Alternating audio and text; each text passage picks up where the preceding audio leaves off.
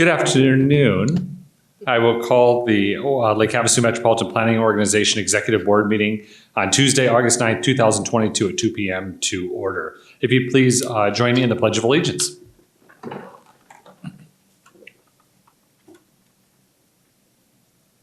I pledge allegiance to the flag of the United States of America and to the republic for which it stands, one nation, under God, indivisible, with liberty and justice for all. Thank you. And Ms. Lojiski, if you'd please call the roll. Thank you, Mr. Chair. Kel Sheehy, Here. Buster Johnson, Here. Nancy Campbell, Here. Gary Knight, Present. and Jenny Koch. Back to you, Mr. Chair. All right, thank you. Item 4 on our agenda is the call to the public. This is an opportunity for citizens wishing to address the executive board on issues within the jurisdiction of the Lake Havasu Metropolitan Planning Organization's planning area that are not on the agenda. Comments shall be limited to 5 minutes or less and be addressed to this board. Would anyone like to address the executive board during call to the public? Seeing none, we'll go ahead and close the call to the public. Item 5 are our meeting minutes from June 14th, 2022. Are there any changes, amendments, or a possible motion to approve? Mayor, motion. Please. To approve the minutes for the executive board meeting held June 14th. Second. We have a motion from Councilmember Campbell and a second from Supervisor Johnson. Is there any additional discussion? Seeing none, we're ready to vote. All those in favor, please say aye. Aye. Aye. Aye. Opposed? Motion carries. Item 6 is the fiscal year 22-23 Unified Planning Work Program Amendment Number 3. Mr. Hembry. Thank you, Mr. Chairman, and good afternoon, everybody. So closing out the fiscal year 22 and moving into 23, the MPO had roughly $60,000 in our internal SPR funds left over, and we would like to take those funds and program a couple activities, both underneath Work Element 200, which is our data collection. So these are two separate activities. The first one is more of a purchase than it is an activity, and we would like to purchase portable traffic counters for the city to be able to continue their highway performance management traffic count program, if you will. Every 3 to 6 years, the feds require that local agencies go out and do traffic volumes and collect that data on their roadways. So the MPO's feeling is, well, if it's mandated, then we should also be able to spend those federal funds to purchase the hardware and the equipment to collect that data. So with that, we had some internal conversations with Mr. Dan Castle, our traffic count technician here at Lake Havasu City, and they said it would be great if they can get roughly 15 to 16 Blue Star plate counters. So instead of having the tubes that stretch across the road, these are plates that go in a rubber sleeve and then they're mounted in the lane itself. So there's just less chance of tubes flying around, a little bit cleaner, newer technology. So we'd like to allocate roughly $25,000 in SPR funds to buy those portable counters for the city. And that would purchase roughly 15 to 16 pending on the final online quote and the final purchase price. So again, the first one would be more of a purchase. The second activity underneath Work Element 200 is to contract for professional services for data collection, traffic volumes for what we're calling our joint signal improvement project. This is the project that was for the interconnected signals along SR 95 and Lake Havasu Avenue. The city is going to administer that project and basically purchase the hardware, do some of the underground to connect those signals with the state system and the local system. But the MPO agreed that if we have some extra money, we'd like to help out and do the data collection part of that and hire a consultant to come in and do on the first page of the memo, to collect traffic count volumes, turning count movements, classification, speed study, gap study. This is all the information that when the city's administered project is done, they would tie into the signals and try to come up with a signal timing plan. That's all the information and data that is required to do that coordination plan. So it's not much, but we were hoping to pitch in and help that project out by doing the data collection portion. So again, the first part would be more of a purchase, and then the second one would be the MPO hiring a consultant, another engineering firm to come in, collect the data at those 13 intersections, provide us the data, and then we can provide that data to the city and the state. For when their signal project is done, they can use that data to coordinate the signals. And with that, Mr. Chairman, I'd be happy to answer any questions. Yeah, thank you, Mr. Embry. Yeah, it's going to be a great project as we get the flow of Highway 95 moving with synchronization of their lights. It doesn't help if our lights on the interior streets are not synchronized as well. So this project will help benefit that process as we go along with that data collection. Are there any questions for Mr. Embry? Yes. Is this just a temporary item that gets put on the road, or is this going to be permanent? These are temporary. So when we hire the consultant, they have specialized equipment that has cameras and other things that they basically come out, and it's basically a 24-hour count. But the beauty of it is they're putting it on the Lake Havasu Avenue and SR 95 at the same time. And it's that way it's joint data collection at the same time, so we can track those turning movements. And we're not just collecting SR 95 or just collecting Lake Havasu Avenue data to see how they work together. What do those traffic volumes look like? Queuing studies, gap studies, it's all engineering analysis. But it's roughly a 24-hour to 48-hour count. 24 hours, 48 hours.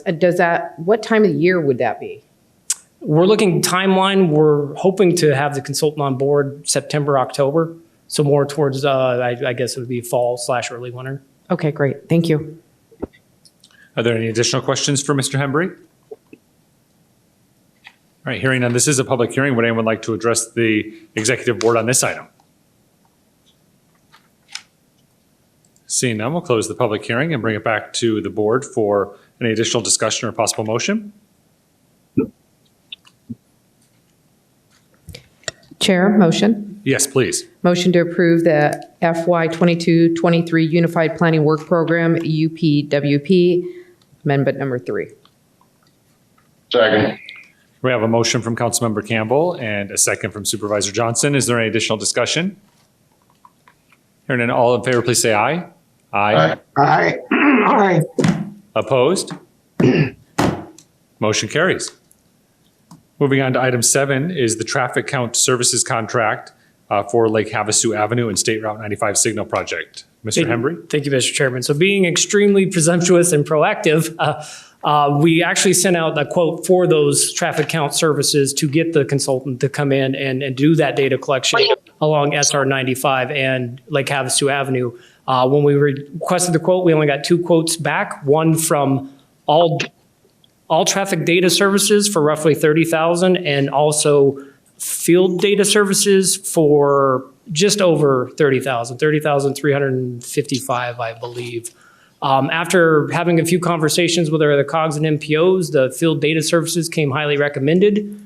So with that, Mr. Chairman, this is basically, now that we have, the last action item was to approve the activities for the MPO. This action item is to basically give approval for the MPO to draft a professional service agreement and then to submit it to yourself and city attorney for approval sometime in the near future.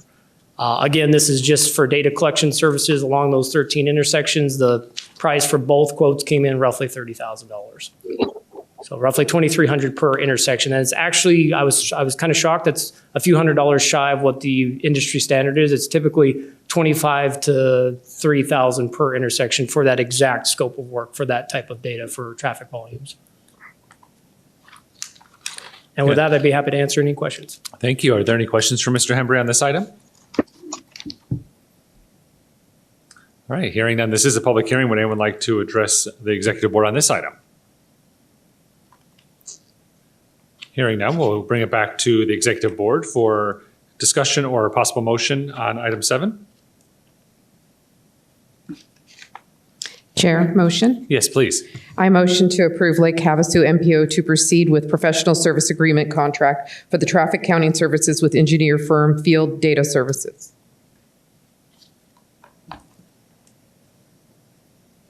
Second. We have a motion from Councilmember Campbell, a second from Supervisor Johnson. Is there any additional discussion? I have a question, Mr. Chair. Yeah, please, Supervisor Johnson. Do we have the attorney there? We do not have an attorney here. I'm just curious if staff can go out for a bid without having authorization from the board beforehand. If I may, Mr. Chair. Yeah, Mr. Board Member Hubbard. Johnson, for our federal policy that we just got for procurement, because of the threshold, it's under the it's basically the small purchases or, informal procurement. So we don't have to do a formal RFP or request for a quote.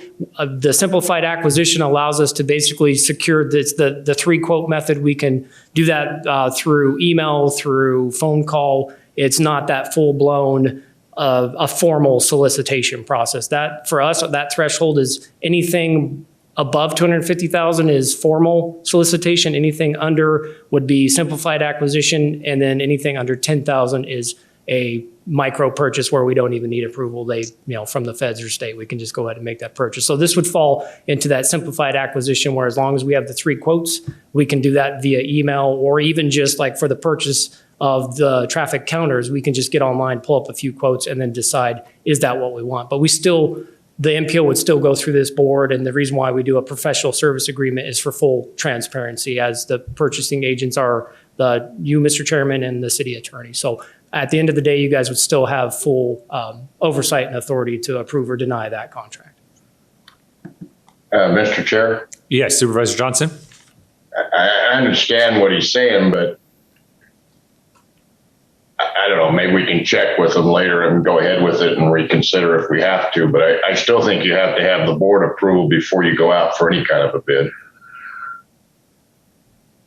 Yeah, we certainly can follow up with that. I believe you're talking about, Mr. Hembry, the rules from the Federal Highway Correct. Administration? Yeah, Okay. the procurement policy for the Federal Highway Administration sets those thresholds as far as what, approval and legal processes need to take place. But I would be more than happy, apologies. I know it was very proactive on our part, mainly because of the alignment with the projects that are happening on SR 95 and Lake Havasu. I believe the city is trying to go out to bid sometime this winter and trying to coordinate that project with the pavement preservation project that the state is putting on along SR 95. So the MPO was just trying to make those align. So apologies if we did get a little too ahead of ourselves. If we need to bring it back, that's not a problem. Okay. Yeah, so we can follow up with the attorney, and then Mr. Hembry, if you could just send out a note to the executive board with the findings from the attorney. Sure. Okay. Absolutely. Does that work, Supervisor Johnson? That sounds good. I mean, we could go ahead and approve it today, and then if we need to reconsider, we could come back and reconsider it on a quick phone call, I guess. Okay. All right, is there any additional discussion? All right, so we do have a motion and a second. All those in favor, please say aye. Aye. Aye. Opposed? All right, motion carries.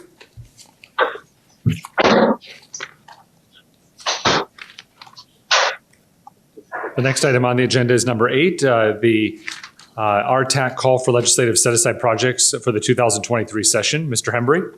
Thank you, Mr. Chairman. So many of you are familiar with the process that we did last year for what we called the Greater Arizona RTAC legislative set-aside projects. Last year, it was roughly 50 million, and based off of populations, we then built thresholds or a formula funding, of which the greater COGS and MPOs pursued projects through the legislative process. Unfortunately, it was not approved. Those projects didn't go through, but this year, they were taking a different approach. Seeing as how the legislators just approved just shy of $1 billion for infrastructure projects, the approach this year is 3-tiered, the low, medium, and high for 100 million, 200 million, and 300 million. Out of that, based off of population, Lake Havasu MPOs would be 3.3 million for the first list, 6.7 for the second, and roughly 10.1 for the third. So how we approached it last year, we only had one project. We submitted the the Swanson Avenue from Lake Havasu Avenue up to Smoke Tree for roughly 1.6 million. Now that the thresholds have changed and there's 3 different funding scenarios, we thought, okay, there's a lot more funding available or potentially available. So we sent out the call for project roughly in June. I believe the executive board should have got that email explaining that call for project. It was RTAC legislation request for those projects. Mojave County submitted one project on London Bridge Road for a rubberized chip seal, which pretty much covers their portion of London Bridge Road. And then for Lake Havasu City, we got with Public Works and basically asked for their pavement preservation program, their capital improvement program that just recently released, I believe, that prioritized all their pavement preservation and maintenance for the next few years. And we basically took those projects and that funding and those estimates and program them into these funding thresholds for the RTAC legislative project list. With that, September 14th and 15th is our Rural Transportation Summit. This list, we're hoping to approve this today, get this over to Mr. Adams with RTAC so we can present this during that summit to the legislators and finalize the list. As we move forward, we might need to go into a little more detail and do some fact sheets on each roadway, but for now, we at least just need some sort of list. And going back to last year, I think one of the strategies was to basically focus on pavement preservation because that's what the state is saying that they are hurting the most. Locals are saying that that's really their key area. So all of the projects that you see on this list, RTAC list for the county and the city are all pavement rehab, pavement preservation. With that, Mr. Chairman, I'd be happy to answer any questions. Yeah, thank you, Mr. Embry. So these projects all came from Lake Havasu City representatives and the county representatives to Correct. Member compile this? agencies, yes, they submitted their projects. Mr. Letowski, the Public Works Director of Mojave County, submitted the London Bridge Road rubberized chip seal, and then I worked with Mr. Frosley and Jess Knutson as far as they basically supplied, here's our pavement indexing report or prioritized pavement list with their scorecard. So this is not the MPO. This wasn't through any long-range plan. This was directly from like their maintenance or their capital improvement programs. Yeah, great, thank you. Are there any additional questions for Mr. Embry? Please. Chair, on that London Bridge Road, I can see that we're doing the rubberized asphalt. I'm super excited about that. You know that. But when we were doing the bridge study, we're getting the funding for the second bridge study, is that going to include traffic onto that London Bridge Road as an alternate route? I'm assuming, and I haven't seen the full-blown legislation, I don't know when they say impact study, there's multiple ways as a planner that can be interpreted. You can have an environmental impact as far as what that's going to do to the lake or any of the wetlands surrounding the bridge, and then also a traffic impact. So very much, I would assume that for that study, they would look at both. They would look at impact traffic-wise as well as environmental. Yes, that's going to be pretty important to us. Very important. Yes. So it depends on how it's scoped. I haven't seen any scope of work on that yet. I know the funds were just secured, through the legislation, but as far as scoping, I have yet to see a scope for that specific study or plan.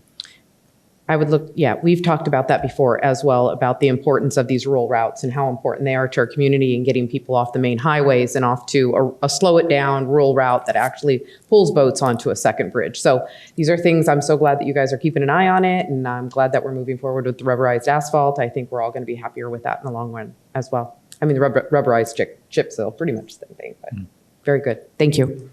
Thank you. Are there any other questions or comments from members of the board? All right, this is a public hearing. Would anyone like to address the executive board on this item? Seeing none, we'll go ahead and close the public hearing and bring it back to the executive board for discussion or possible motion. Motion to approve. Second. Thank you. We have a motion from Supervisor Johnson and a second from Councilmember Campbell. Is there any additional discussion? Hearing none. All those in favor, please say aye. Aye. Aye. Opposed? Motion carries.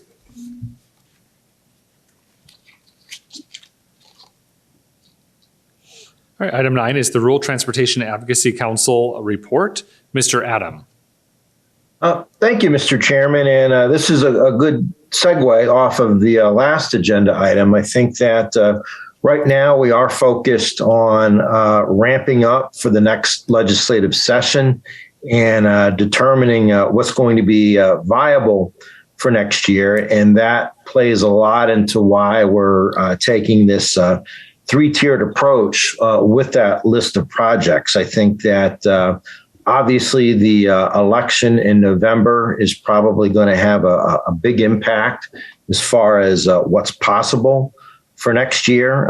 There's going to be tremendous changeover. About a third of the legislature could be new members. Even if there isn't a partisan change in control of the House, Senate, or governor's office, we do know that we're going to have a new speaker, a new Senate president, and a new governor. So there's going to be a lot of change and likely a lot of impacts on what the legislative agenda is going to be from leadership next year. In addition, one of the things that we do have a little bit clearer picture of right now is the revenue outlook for next year. And while that's obviously, we still got to get through the year and see how things go. But we just got the preliminary state numbers for the last state fiscal year. And we saw about 17% growth. And so at this point, it's growth on top of growth. The economy, or at least state revenue collections, continues to do incredibly well, and it is not slowing down. If you look at June collections, they were about 11.5% higher than collections from last June. So things are still in a real positive trend. They right now they estimate there'll be some more adjustments, but they're estimating that they closed with about a 4.6 billion carry forward balance going into next year. In the state's history, we've never had a carry forward balance of over $1 billion. So again, we're at 4.6 billion going into next year. So, and there's going to be all kinds of pressure for the use of that funding, whether it be additional spending like K-12 or whether it be tax cuts. But last year we were successful in prioritizing transportation is one of the primary uses of that one-time funding that was available last year. And we think that we're in a good position to make a similar case for this year. So that's what we'll be angling for. We'll obviously continue to watch the revenue outlook and see what's politically viable after we get a better idea of who's going to be in office after that general election. So with that, happy to answer any questions. Thank you, Mr. Adam. Are there any questions of members of the board? Yeah, Councilmember Campbell? Thank you. Yes. Hello, Kevin. Quick question for you. Again, we talked about a little bit at the summit, but has there been any further conversations about requesting funding from a sales tax revenues of tires, specifically targeting maybe a 1%, not adding a 1%, but targeting a 1% sales? Because as I spoke to a lot of my constituents, I realized that what item is on the road, like with bikes, motorcycles, everybody's on, who has a tire is on those roads instead of focusing on the gasoline taxes that we know are depleting and not going to be able to keep up with our demands. So as we move forward, could we possibly have further conversations in regards to that? Certainly. I think that it was 3 legislative sessions ago. We had gone through about a 5-year process exploring the different revenue opportunities that we could direct to transportation. And the House Transportation Committee chair at the time, Noel Campbell, put together a comprehensive bill that dealt with electric vehicle fees and fuel tax indexing, as well as an initial increase. And that legislation was unsuccessful. And over the last 2 sessions, we have not seen any push for there to be an increase in those permanent revenue streams that feed into HERF. And, that was for a whole host of reasons. We had 2 committee chairs that were brand new to transportation, and it did not appear that raising the permanent revenue streams was something that anybody wanted to pursue. The governor had made it very clear that he was not going to support any increase in taxes or fees, which obviously was a major obstacle to getting any sort of increase. So what we have seen over the last couple of years is that while the legislature has been opposed to raising those transportation-related taxes and fees, they've been very open to directing surplus revenue, sort of that one-time revenue that's collected.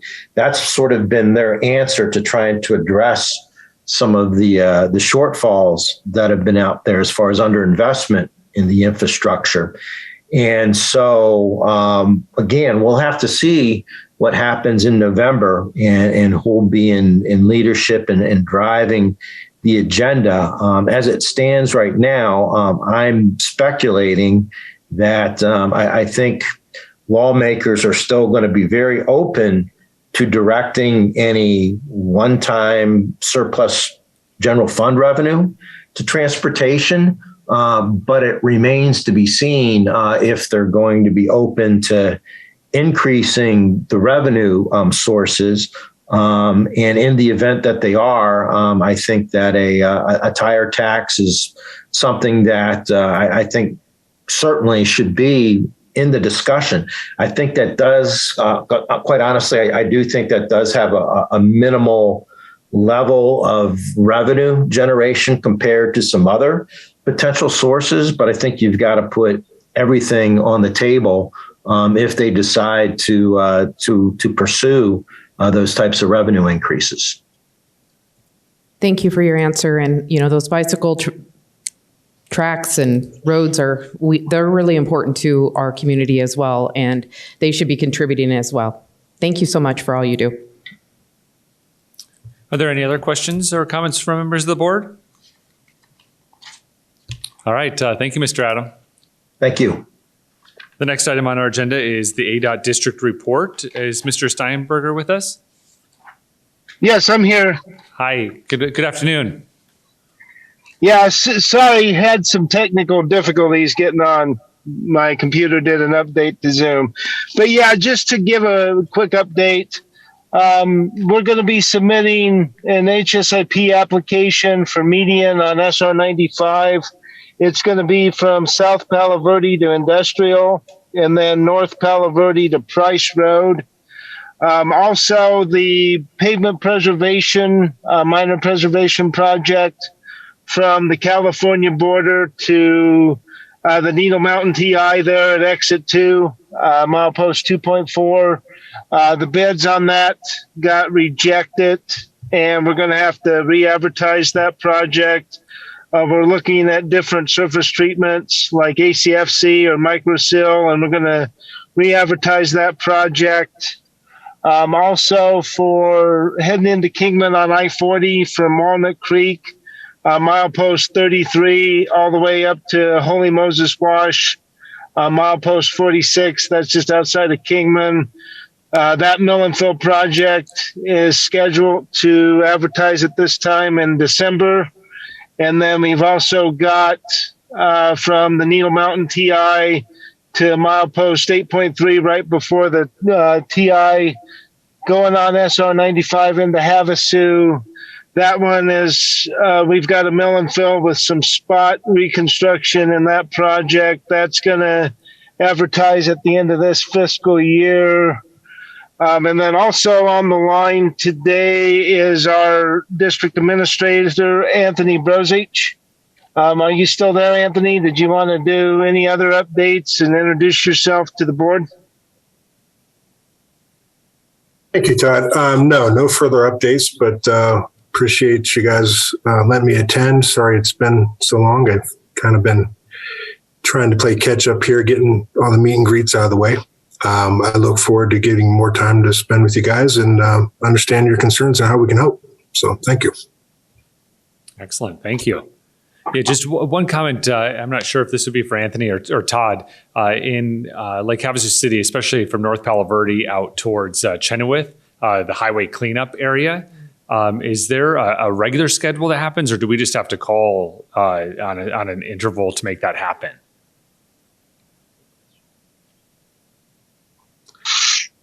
For right now, Mayor, just please reach out and call me or call Michelle Beggs at our office there in Kingman, and have your staff reach out to us, the city staff. I do know at one time we did have the regular rotation with the prison labor, but ever since COVID, trying to get fully staffed prison labor for the district in this region has been problematic and been sporadic on our crew sizes. Okay, yeah, after this meeting, I'll have our team reach out. But in addition just to the highway cleanup portion on the right-of-ways, it also, it feels like that street's never swept. So the center turn lane is just full of debris at all times. And I don't think that our cleanup crews ever get into that center median, or that it's actually a turn lane. Is there any interval in which we sweep the streets? But basically, right now, our roadway maintenance is scheduled. They do that sweeping twice a year on the SR 95 corridor, Mayor. I will go ahead and work with our local supervisor, roadway supervisor, and I'll let him know about the debris issue on 95, and I'll have him schedule some times to do some sweeping to get that picked up out of the two-way left turn lane and the center median. Yeah, great. Thank you. Yeah, we appreciate your partnership on that. All right. Any other questions or comments for Adot? All right. Thank you very much. And then item 11 is our Arizona Transportation Board report. Mr. Knight. Yes. Thank you, Mayor. I don't have too much. This is from the July 15th Transportation Board meeting. As Todd mentioned, there was one project which was pavement replacement. I-40, it was reject all bids. There was only one bid, and it was 67.5% above the state's estimate. So we're going to go back out with that, as Todd explained. There was one. The board approved and established a new project, design broadband infrastructure on I-40 from the California line to I-40, I-17 interchange in Flagstaff. That was $5 million. That, of course, is in the northern part of Mojave County. And then we've got our Transportation Board meeting, which was originally scheduled as virtual. It will be held the 19th of this month in Gilbert, and it will be a hybrid, so it'll be virtual or in person, whatever you desire.